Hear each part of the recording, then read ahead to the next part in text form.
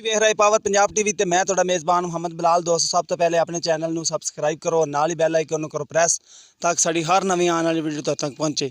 ਦੋਸਤੋ ਤੁਹਾਡੇ ਵਾਸਤੇ ਹਰ ਰੋਜ਼ ਤੁਹਾਡਾ ਵੀਰ ਬਿਲਾਲ ਲੈ ਕੇ ਆਉਂਦਾ ਨਵੀਂ ਤੋਂ ਨਵੀਂ ਮੱਝਾਂ। ਅੱਜ ਤੁਹਾਡੇ ਵਾਸਤੇ ਦੋ ਅਸਰਾਂ ਝੋਟੀਆਂ ਲੈ ਕੇ ਆਏ ਹਾਂ। ਇਹ ਮੇਰਾ ਕੈਮਰਾਮੈਨ ਤੁਹਾਨੂੰ ਦਿਖਾ ਰਿਹਾ। ਮਾਸ਼ਾਅੱਲਾ ਇਹਦੀ ਇੱਕ ਅੱਖ ਚਿੱਟੀ ਹੈ ਤੇ ਇੱਕ ਅੱਖ ਕਾਲੀ ਹੈ। ਬਿਲਕੁਲ ਚੂੜਕਣ ਸਿੰਘ ਨੇ, ਮੱਥਾ ਮਾੜਾ ਸਫੈਦ ਹੈ, ਲੰਮੀ ਧੌਣ ਹੈ, ਲੰਮੀ ਬੂਥੀ है, प्योर नीली दी है।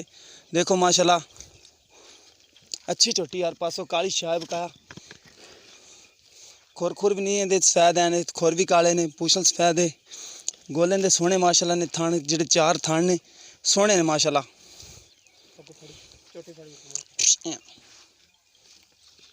छोटी थान दिखा दे चारे माशाल्लाह। वजन भी छोटी का बड़ा है। बस ये देखो माशाल्लाह पुट्ठा चंगा चौड़े पुट्ठे की छोटी है। इधर ये देखो माशाल्लाह थान देस रहे ने चारे ही। ते दूसरी भी दिखा देने, भी एक बार तसल्ली करा देंदी। तोड़ माशाल्लाह चंगी लम्मी आंदी, दूर पूरी दिखा ऐंदा मुकम्मल काद दे चोटी दा, चंगी लम्मी लम्मी चंगी है। पुट्ठा इंदा चंगा चौड़ा है। नाल ही एक और खड़ी है, एक काली शाह है, शाह काली इन्हें बस पूछल सफेद है माड़ा जा, बकाया मथा मुथा सफेद है। इन्हें गोल दिखा थले। यह देखो माशाल्लाह थाने दे चंगे सोहने थान ने, चार थान ने सोहने, कईयां दे पांच पांच भी होंदे ने। खुंडा सिंह इंदा, बकाया काली शाह, कालियां शाही अखां ने, इन्दी भी लम्मी धौण है।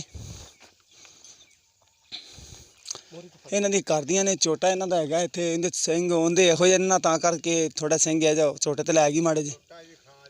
हाँ वो भी दिखा देंगे, थोड़े सिंह झोटे ते लै गई है। ये प्योर नीली का झोटा ना, तां करते इहदी नस्ल है ना अगे। फिर